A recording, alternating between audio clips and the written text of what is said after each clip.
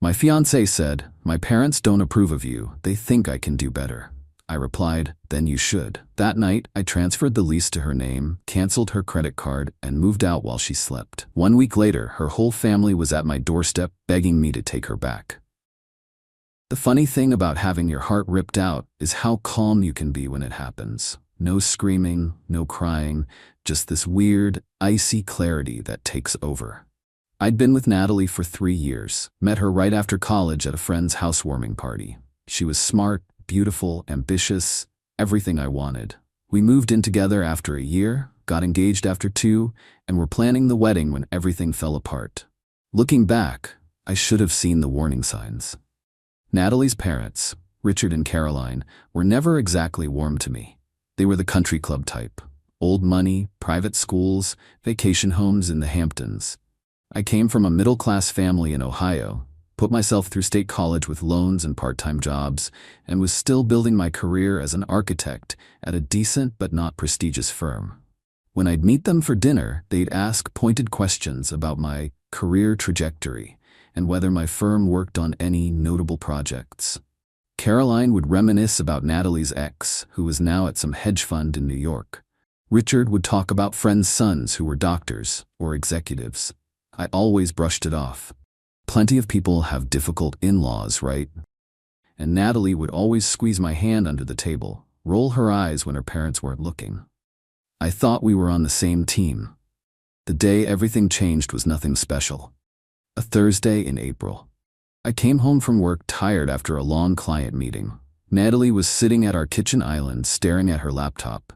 "Hey," I said, dropping my keys in the bowl by the door. "How was your day?" She didn't answer right away, which was unusual. Natalie was always talking about work, friends, something she saw on Instagram. The silence was my first clue something was wrong. "I had lunch with my parents," she finally said, still not looking up from her laptop.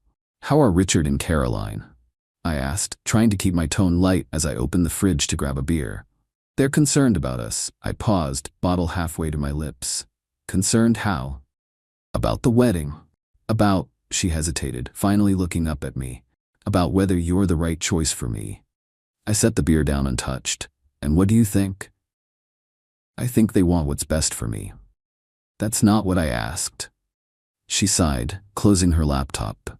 "They pointed out some things I hadn't really thought about, like how your career doesn't have the same potential as someone in finance or medicine, how we'll never be able to afford the kind of life I grew up with, how we come from really different worlds." "We've known all that from day one," I said, my voice still oddly calm. "It never seemed to bother you before." "It didn't, but thinking about the future, about kids someday, I don't know." They made some good points. "Such as?" "Like how you're so content where you are. You've never talked about making partner or starting your own firm. You're just comfortable being average." That stung. I'd never claimed to be exceptional, but I worked hard and took pride in my designs. I wasn't changing the world, but I was building a solid career doing something I loved. "What exactly are you saying, Natalie?" She twisted her engagement ring, the one that had cost me 3 months' salary, but that her mother had called quaint when she first saw it.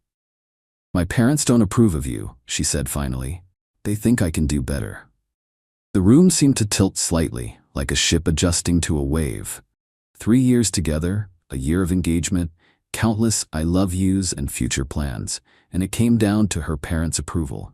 "And what do you think?" I asked again, my voice very quiet now. She wouldn't meet my eyes. "I think maybe they have a point. In movies, this would be where I'd plead with her, remind her of our love, promise to become worthy of her family's approval. But that icy clarity I mentioned, it kicked in hard." "Then you should," I said simply. "Should what?" "Do better, if that's what you and your parents think." She looked startled, like she'd expected an argument or tears. "Ryan, I'm not saying it's over. I'm just having doubts. Doubts about whether I'm good enough for you, because your parents said so." "It's more complicated than that." "Is it?" "Sounds pretty simple to me." I walked past her to our bedroom, her confused expression following me. I took a shower, letting the hot water wash over me as I thought through what needed to happen next. By the time I got out, I had a plan.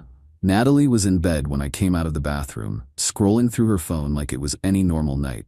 She glanced up at me. Can we talk more about this tomorrow? I'm tired, and I think we both need to sleep on it. Sure. I agreed easily, climbing into bed beside her. Tomorrow. I waited until her breathing slowed and deepened around midnight. Then I got up silently, grabbed my pre-packed gym bag from the closet, and went to work. First, I logged into our apartment's tenant portal. The lease was in my name, with Natalie as an occupant. We'd set it up that way because my credit was better when we moved in. I submitted a lease modification request to the landlord, explaining that I wanted to remove myself and transfer full responsibility to Natalie. I knew this would require her signature and landlord approval before being finalized, but initiating the process would make my intentions clear.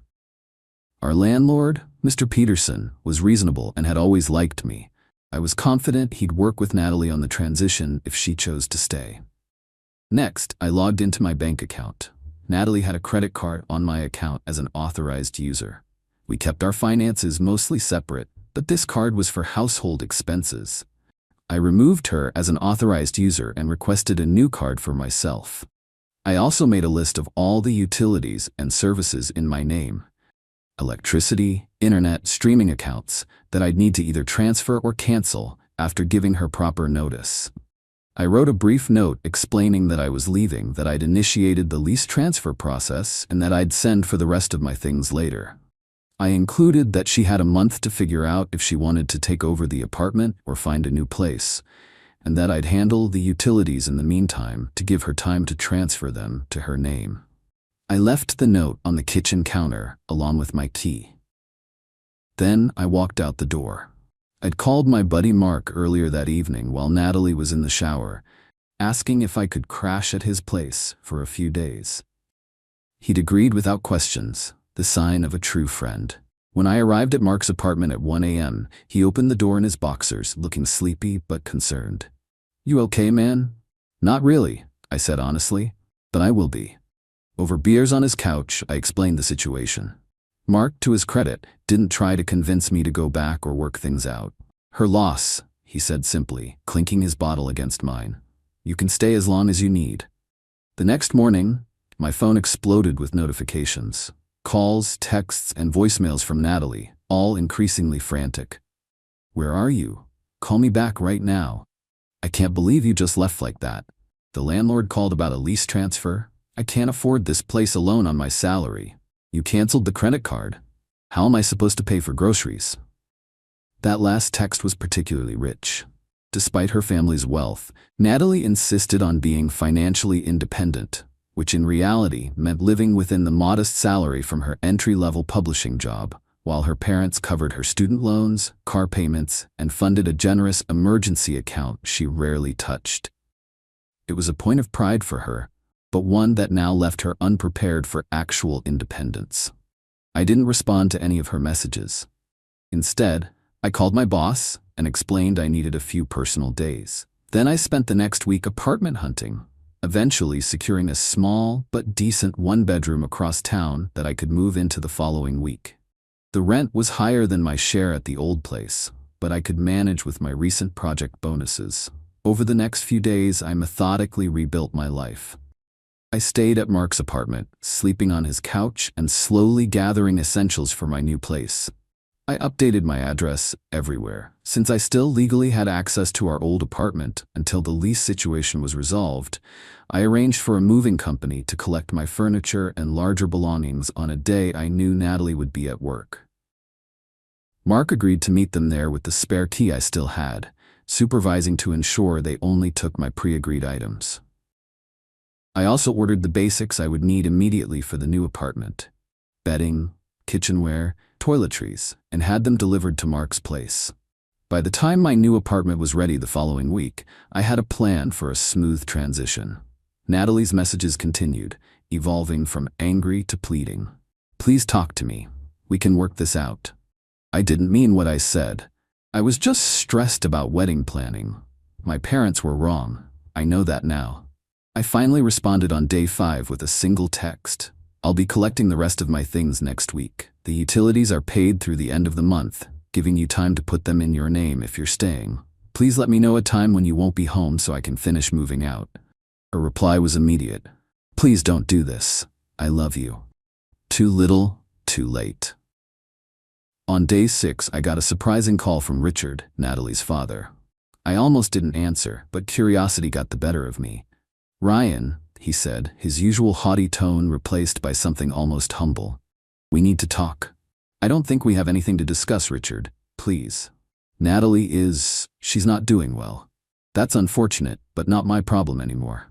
Look, he sighed heavily, I may have overstepped, said some things I shouldn't have. You think? Can we meet? Caroline and I would like to speak with you in person. Against my better judgment, I agreed to coffee the next day. Pure curiosity, I told myself. Nothing more. When I arrived at the cafe, I was shocked to find not just Richard and Caroline, but Natalie and her younger brother too. The whole family ensemble. What's this? I asked, remaining standing at their table. Please, sit, Caroline said, her usual perfectly composed face showing signs of strain. We want to talk to you. I sat reluctantly, as far from Natalie as possible. Her eyes were red-rimmed, her normally immaculate appearance disheveled. Richard cleared his throat. Ryan, I owe you an apology. What I said to Natalie about you was unfair and short-sighted. You think? I repeated. Yes, he continued. The past week has made it abundantly clear that you were far better for Natalie than we gave you credit for. How so? Caroline jumped in. Natalie has been absolutely devastated. We've never seen her like this. Not eating, not sleeping. She truly loves you. I looked at Natalie, who was staring down at the table, tears silently tracking down her cheeks. And it turns out, Richard continued, looking uncomfortable, that Natalie was also not entirely forthcoming with us about your career. Her brother looked you up. I'm a big architecture nerd, her brother interjected. When I actually Googled your name, I found your portfolio. You worked on the Westbrook Tower? That's incredible. And you're listed as lead designer on the new Riverside development? Dude, that's major. I shrugged. I've been doing well at the firm. Why didn't you tell us? Caroline asked. Because it shouldn't matter, I replied simply. I'm an architect because I love design, not to impress my fiancée's parents. Richard had the grace to look ashamed. We were wrong about you, and wrong to put those doubts in Natalie's head. You didn't put anything in her head she didn't allow, I countered. She's an adult who made her choice. I made the wrong choice, Natalie finally spoke, her voice hoarse. I was stupid and insecure and let them get to me. I've regretted it every second since you left. We're here, Richard said, to ask you to reconsider, to give Natalie another chance. I looked at them all, this family that had judged me, found me wanting, and was now desperately trying to backpedal. Why the change of heart, Richard? Because it turns out I might be successful after all? No, he said, though his eyes shifted away briefly. Because I've never seen my daughter this heartbroken. Whatever you think of me, I do love her. The truth was, I had never really talked about my career achievements with Natalie or her family. Not out of secrecy, but because I didn't define myself by my work successes. The Riverside development had been a breakthrough project that I'd been pulling long hours on for months, often coming home too tired to discuss the details. Natalie had always seemed more interested in talking about her publishing world anyway. And I'd been content to listen rather than boast about my own progress. Please, Ryan, Natalie reached across the table for my hand. I pulled back before she could touch me.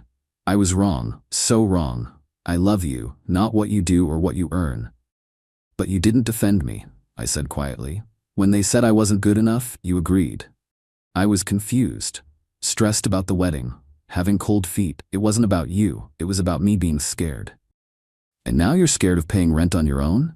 She flinched. That's not fair. Isn't it? You didn't contact me until you realized I'd transferred the lease and canceled your card. The practical issues just made me realize how much I depend on you, she argued. How much I need you. I don't want to be needed, I want to be chosen. I stood up, and you chose your parents' approval over me. Ryan, Caroline interjected. People make mistakes. Natalie made a mistake. We made a mistake. Surely that deserves forgiveness?